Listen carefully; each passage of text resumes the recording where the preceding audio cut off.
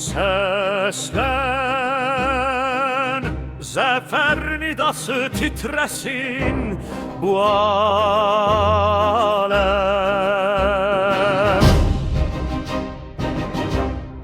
Kırılan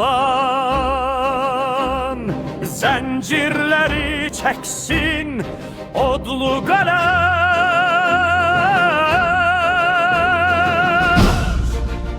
Üç Nilli'nin odu, dert dolu gemi, söndü, ezildi, gehretti gitler her dem. Galip gündür bugün her yürekte söyledik.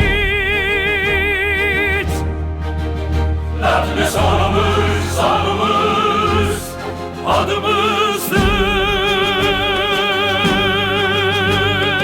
Kanla yazılmıştı Karabağ'ın zaferi, henç olup yat taşlara o tarihi seheri. Göz diken yurdu beşer görmeyecek bir kere. Çünkü her attım, her esker demir yumruktur. En bodu davratla yazdı, düşman ezildi, torpak azad. Şuşa azad yine dalgalanır o yerde.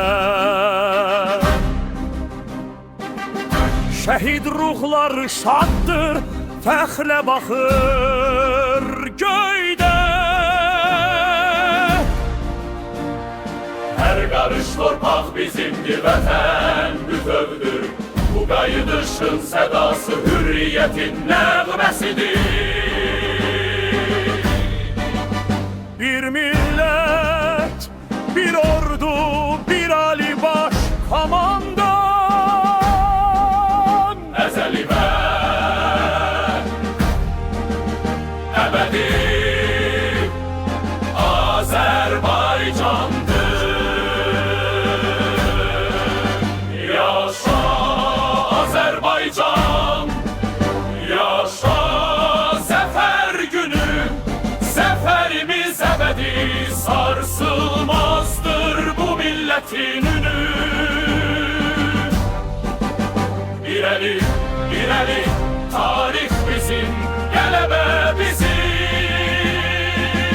Alkış olsun o kana, o cana, o ezemete.